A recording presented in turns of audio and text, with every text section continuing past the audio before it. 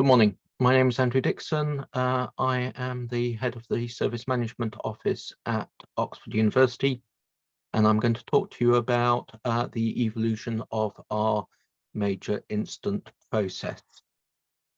And do feel free to add any questions in the chat as we go along, and Ian will interrupt me if it's appropriate to do so. So a very quick slide about Oxford University. Oxford University is currently ranked first in the world in the Times Higher Education World University Rankings. Obviously, other rankings are available. We have got more than 25,000 students at Oxford, including over 12,000 undergraduates and over 13,000 postgraduates. And Oxford offers more than 350 different degree programs, and we have 39 autonomous Oxford colleges. IT Services was created in 2012 from a merger of three very different organisations with three very different cultures, and I joined IT Services in 2015 as the head of the Service Management Office. It quickly became clear that major incidents were a problem for the department and therefore for the university.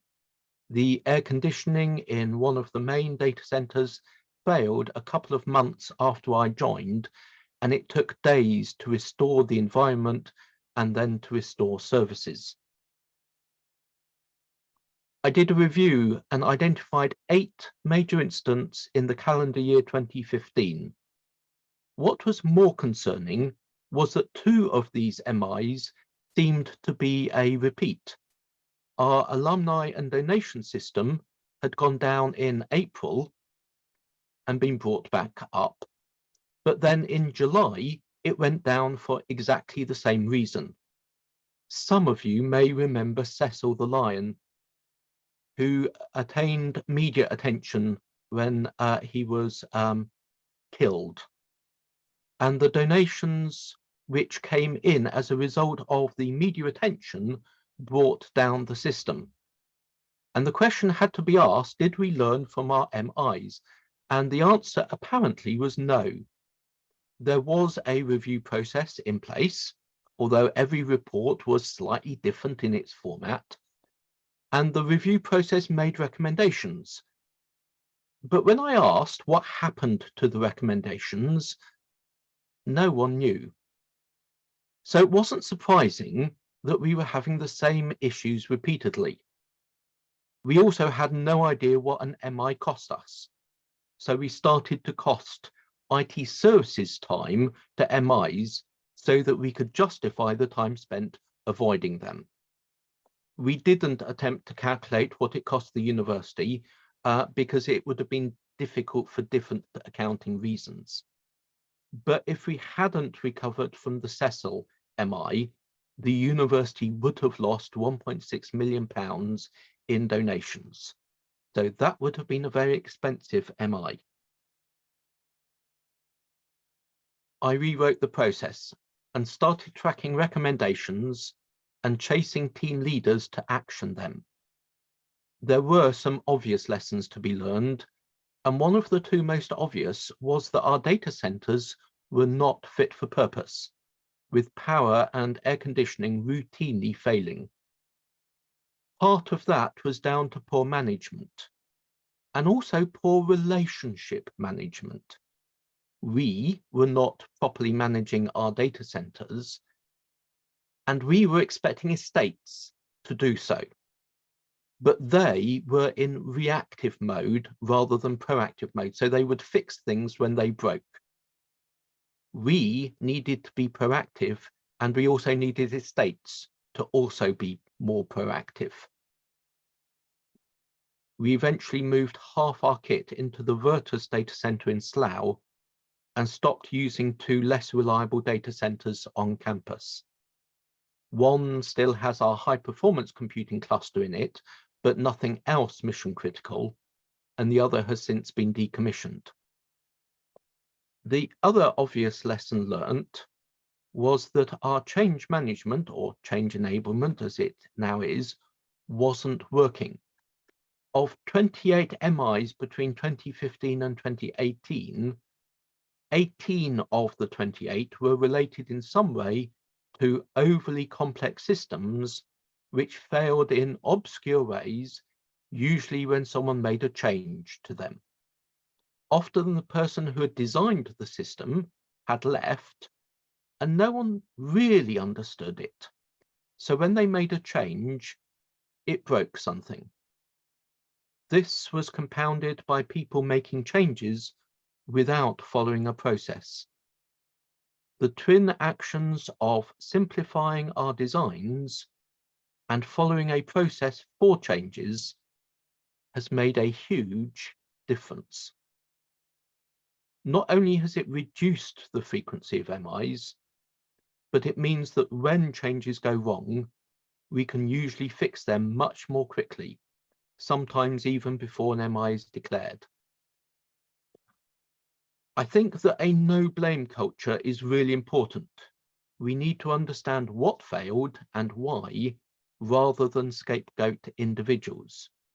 But it's much easier to say that we have a no-blame culture than to achieve one. In the early MIs, some teams would be reluctant to share all their knowledge because they didn't want to get blamed. Over time, we've won their trust, and teams now understand that individuals won't be scapegoated, and so they're much more open about what's happened and what they can do about it. We also ensure that the action plans are implemented as part of a continual improvement process. Above all, we need to deal with all 4 dimensions of service management as per ITIL 4. So this has included developing better relationships with our estates department and ensuring that all our equipment is covered by support contracts, both for the hardware and also for the software. We've improved our documentation and ensured that everyone follows the same change enablement process. Teams have been restructured in order to remove what some people call single points of failure and what we're increasingly calling single points of knowledge. We needed to change the culture from one which was more entrepreneurial to one which was more commercial business-like. And it's important to understand that 30 years ago, if you wanted a virtual learning environment, you wrote your own, and many universities did. But today, you buy one off the shelf. Oxford was still in the transition phase between these 2 different cultures when I joined in 2015. And it's taken us a while to move from a preference for Oxford-based solutions to adopting international standards and commercial solutions. We also standardized equipment to remove bespoke solutions. Note that historically, Oxford had gone for best of breed in terms of both software and hardware. But that had led to lots of bespoke solutions sitting on different hardware platforms, which had led to single points of failure. As an example, our finance system sat on IBM hardware and AIX operating system, when most of our systems were Linux on homogeneous Intel-based hardware, or, of course, Microsoft Windows. We've now moved our finance system onto Red Hat Linux and Intel hardware, which makes it much easier for us to support it.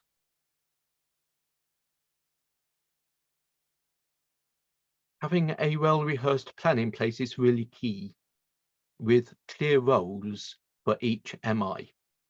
I initially wrote a 20 or 30-page handbook to explain our MI process, but whilst that's an important archive document, you can't use it live during an MI.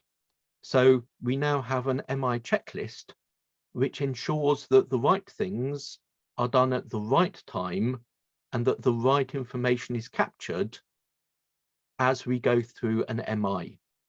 and this helps with our root cause analysis, but it also helps with the review process at the end. And the plan doesn't stop when the services are recovered. Actions are captured early and followed through. And our MI managers meet monthly in order to review upcoming changes and consider other risks. We designed a business continuity process based on our MI process and rehearsed that as well. But our plans were not just reactive plans. We also started doing failure mode analysis. This is looking to see how a system will fail before it does so. Part of our failure mode analysis was based on how the systems had failed in the past, but we also looked at how the resilience was designed to work, and we created standards for resilience of power and network, as well as servers and storage. As part of this, we also analysed failure modes associated with loss of buildings and other business continuity scenarios. So we asked the question, could we operate our service desk without a building? And we identified one or two things that we needed to change in order to be able to do that. And could we scale up our VPN and our remote desktop if people suddenly had to work from home due to a snow day? These plans not only helped with reducing MIs or the severity of MIs, but also meant that when the pandemic hit in 2020, we seamlessly moved to working from home. Our business continuity plans had been based on needing to do so for a fortnight due to heavy snow or an influenza epidemic, but they were good enough to get us up and running for what turned out, of course, to be more like 2 years. That didn't mean that the rest of the university was ready for online teaching and exams, but at least we, as an IT services department, were operating efficiently and could therefore respond quickly to the requests that inevitably came in. Continual improvement and tracking failure modes continues to be important. So last summer, we started looking at the implications of possible power cuts should the country run out of gas supplies in the winter months. Our failure mode analysis previously had been based on power cuts of no more than 1 hour, because in a city centre, anything worse than that was highly unlikely and would typically be very localized. With multiple power feeds to our main data center and multiple network hubs, we didn't feel that we were vulnerable to power cuts. But when the government announced that 3-hour power cuts could be introduced, we had to redo our analysis. The Virtus data center in Slough has diesel generators, which will survive power cuts. But we found that our network connections between the campus and Slough could be lost in certain circumstances, certain scenarios. So we've consequently moved some of our equipment around and put one of our network hubs on a diesel generator so that we can survive 3-hour power cuts. The other thing that we now do, which we didn't previously do, is actually test RDR plans. A disaster recovery plan is only as good as the last test of it. And we've learned a number of lessons by carrying out tests and making sure that the person who carries out the test is not the technical lead for that system. There was one MI a few years ago where the technical lead was at a conference, and we had to recall them because no one else had sufficient knowledge to recover the system from its failed state. Now, by using other staff to test RDR plans, we hope not to be in that situation again. Oxford University has 800 years of technical debt.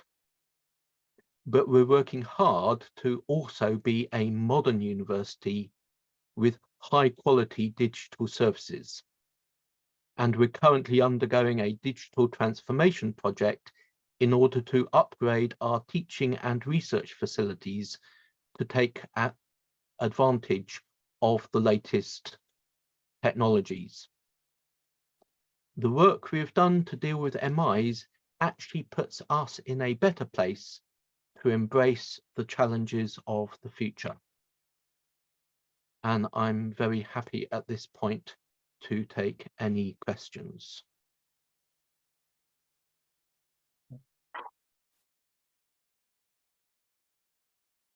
Thank you, Andrew. Just looking for the chat, see if there's anything there. Well, I'm just some notes from me again.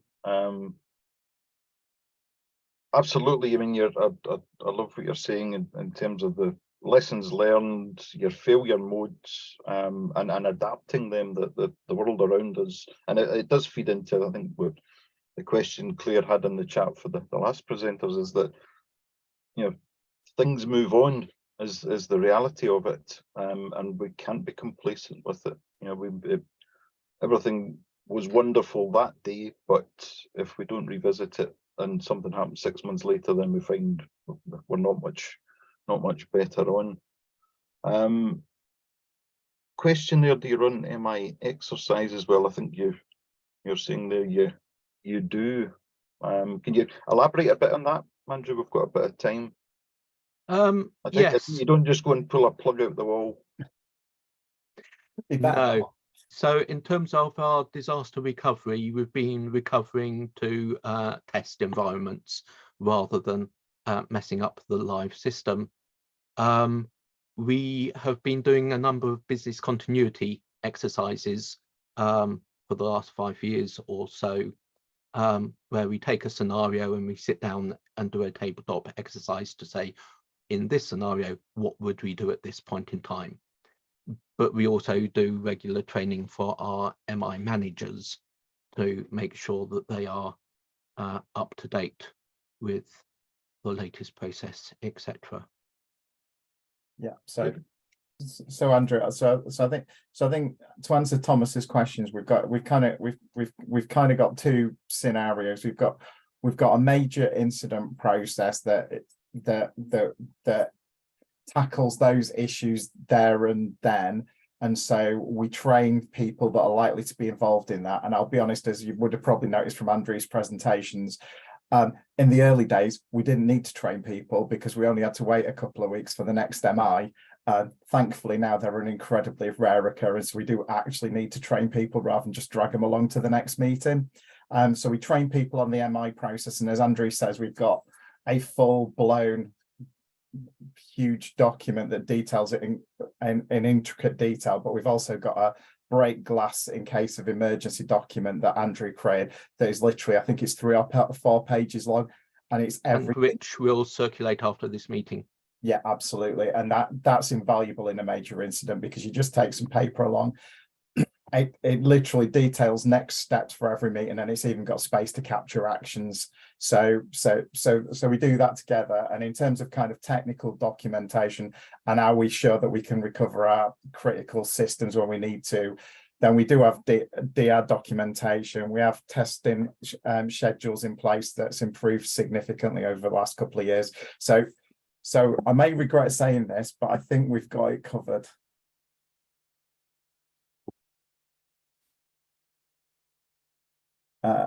Right, so we've got a question from Claire saying, if we do our business continuity testing in a test environment, how confident are we that the tests are valid? So it's our disaster recovery that we do in the test environment.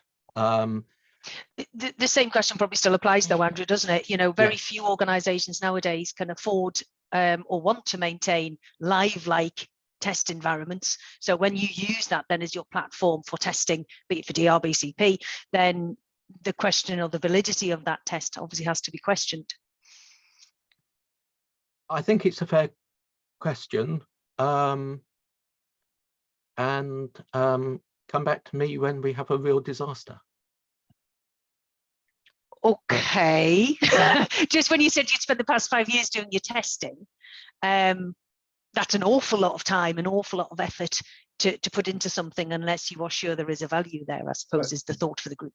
So one of the things that we do, Claire, is when we're commissioning systems, we do an initial DR test. So we do essentially, if it's a new service, we'll do a recovery test as part of the setup. So we've got confidence that the documentation works at that point in time, and then it depends on the environment. If we can get time to take it down, then we do. If not, the best we can. Okay, yeah, like a reasonable endeavour sort of approach. Yeah. Okay, thank you both. I think it is a case of you can test whether your backup has been successful or not. But if we have dev environments anyway, and so having the documentation for recovering the dev environment is going to be analogous to recovering the live environment with different parameters. So it's doing the combination of testing which gives us the assurance. Yeah, and it's about that live-like piece, because that same challenge applies to your dev environments as a test environment, isn't it? As I say, I used to work in a government organisation whereby we would absolutely have test, dev, UAT environments that were absolutely the same as our production, because that was what we needed to do. Other smaller organizations, or actually just because it costs so much, any organization nowadays tends to not do that.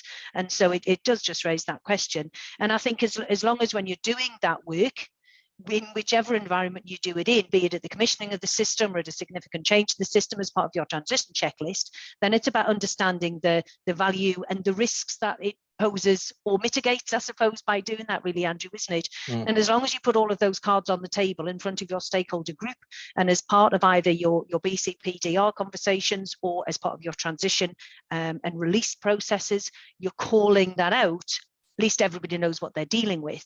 I think there is a terrible fear, though, that somebody somewhere in your senior management chain will go, oh, well, we do that regularly, it's fine.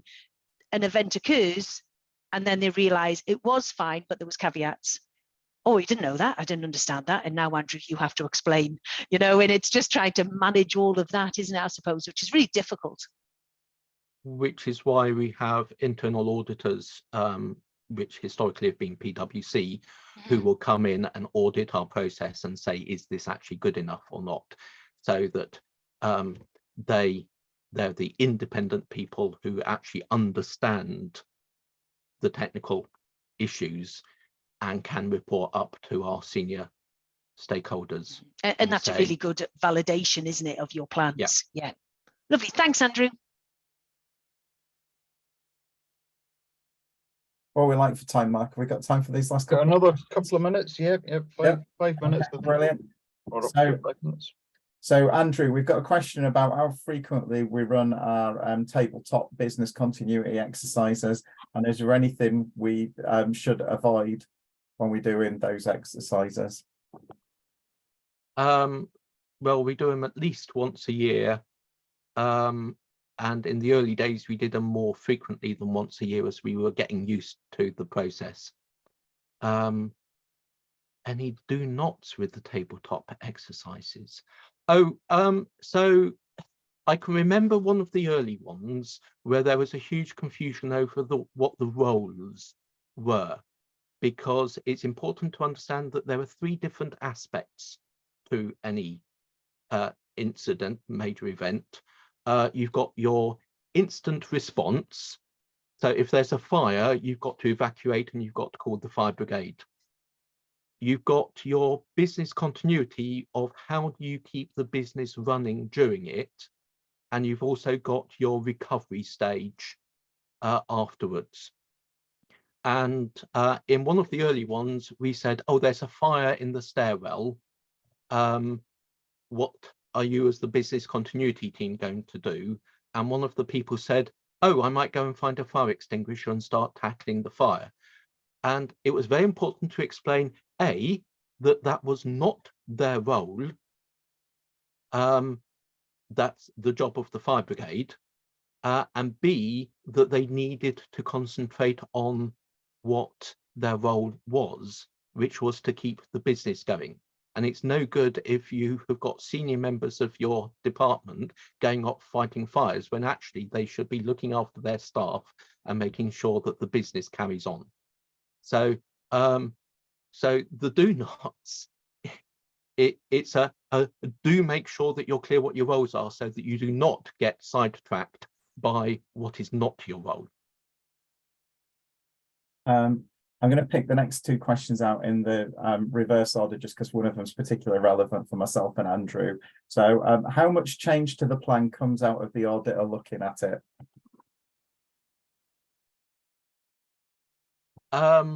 So inevitably, with auditors coming in and reviewing your plans, you have to refine them. We have actually done a major piece of work in the last 12 months of introducing a public cloud services checklist to do a checklist on our SaaS services to review the failure modes for our SaaS services rather than just rely on them doing their own plans. In terms of our own systems, I don't think that huge changes have been made to the plans as a result of auditors looking at it. Obviously, there have been refinements and an increase in the level of testing. But it was interesting that they said, actually, we need to audit our SaaS providers and not just take their word for it. Right, thanks, Andrew. Final question then. So given the topic of major incident and cyber today, do we tie our major incident and DR tests into cyber recovery activities as well as IT failures, for example? We're spending an awful lot of time at present looking at our backup strategy to make sure that our data is secure for cyber recovery activities and not just for routine hardware failures and the other sorts of MIs that we have suffered from the past. And yes, we're working very closely with our CISO on testing our cyber recovery capabilities. So at the university level, we recently did a silver exercise where we assumed that there'd been a major cyber attack, and we rehearsed the university's top table on how they would respond to a cyber attack.